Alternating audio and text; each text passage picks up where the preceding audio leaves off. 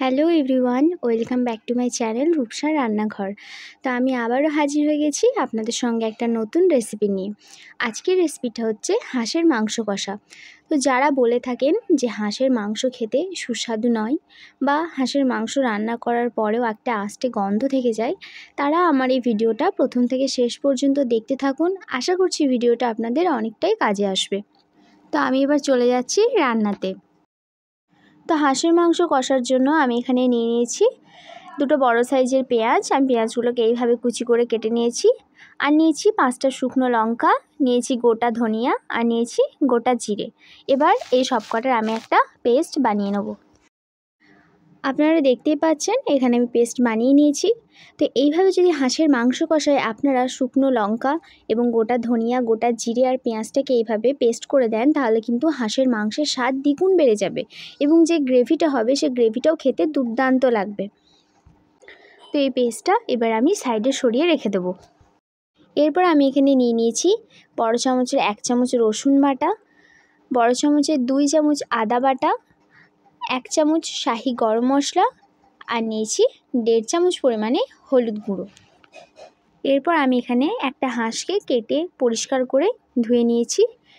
এখানে প্রায় 1 কেজি পরিমাণে মাংস আছে। তো এবার আমি মাংসটাকে ম্যারিনেট করে নেব।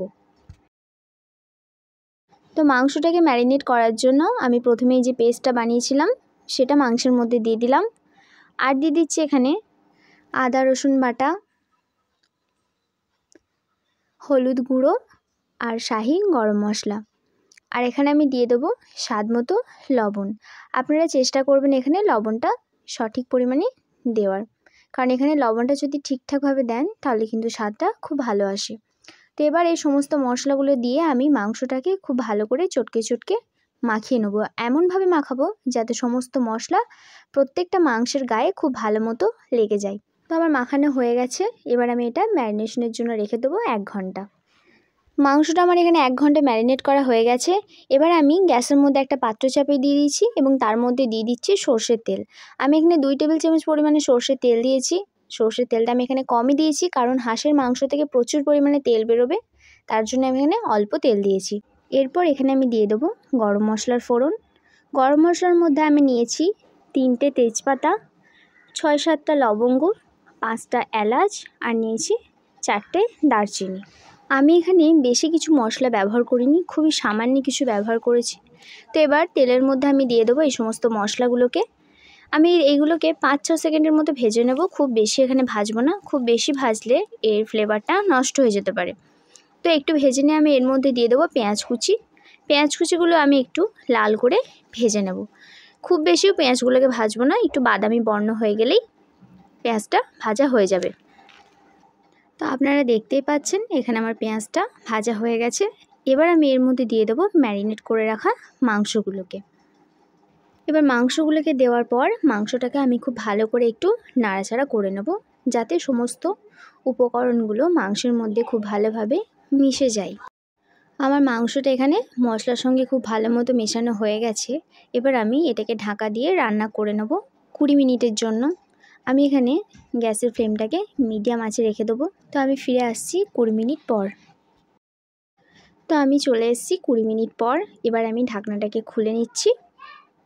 আপনারা দেখতেই পাচ্ছেন এখানে আমার হাঁসের মাংস থেকে কেমন তেল ছেড়েছে।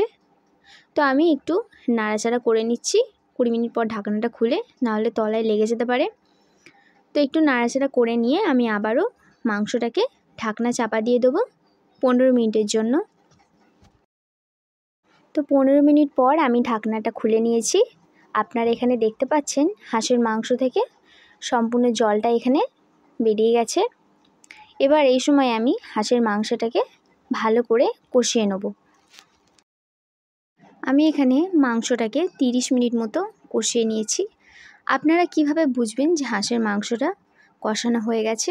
যখন দেখবেন মাংস থেকে তেলটা একদম উপরে উঠে গেছে এবং মশলাগুলো তেলের নিচে জমা হয়েছে, তখনই বুঝবেন যে মাংসটা আমার কষানো হয়ে গেছে। আর এখানে মাংসটা কষানোর জন্য আমি কোনো এক্সট্রা পানি ইউজ করিনি। মাংস থেকে যে পানিটা বেরিয়েছে আমি সেই পানির মধ্যেই মাংসটাকে খুব ভালো করে কষিয়ে নিয়েছি।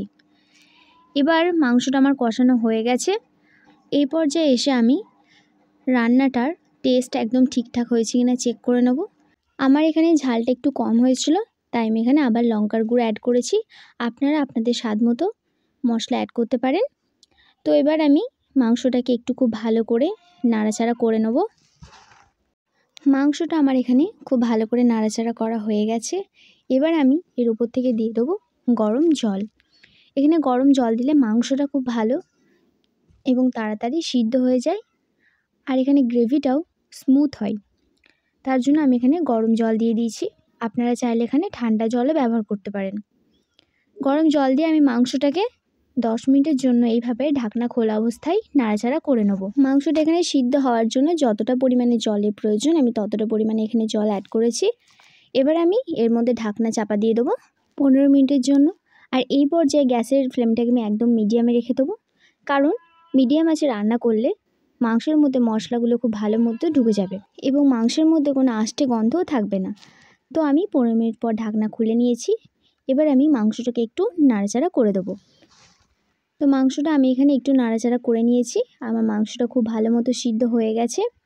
এবার আপনারা যেরকম আপনাদের গ্রেভিটা রাখতে চান সেই অনুযায়ী গ্যাসের ফ্লেমটাকে অফ করে দেবেন। তো আমার এখানে হাঁসের মাংসটা রান্না হয়ে গেছে। এবার আমি গ্যাসের ফ্লেমটাকে অফ করে দেবো। আর আমি এখানে যেহেতু গ্রেভিটাকে এরকম একটু ঝোল ঝোল রেখেছি, আপনারা আপনাদের মতো রেখে দেবেন। তো আপনারা দেখতেই পাচ্ছেন এখানে আমার হাঁসের মাংস রান্না একদমই কমপ্লিট হয়ে গেছে। কত সুন্দর এখানে হাঁসের মাংসটা হয়েছে। তো এবার এটা আমি আপনাদেরকে সার্ভ করে দেখিয়ে দেবো।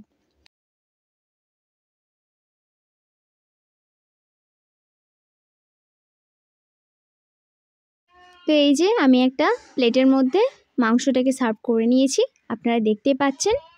আশা করছি ভিডিওটা আপনাদের ভালো লেগেছে। ভালো লাগলে অবশ্যই লাইক কমেন্ট শেয়ার করে দেবেন এবং চ্যানেলটিকে সাবস্ক্রাইব করে আমার পাশে থাকবেন। আজকের মতো এই পর্যন্তই, দেখা হবে অন্য কোনো নতুন রেসিপির সঙ্গে।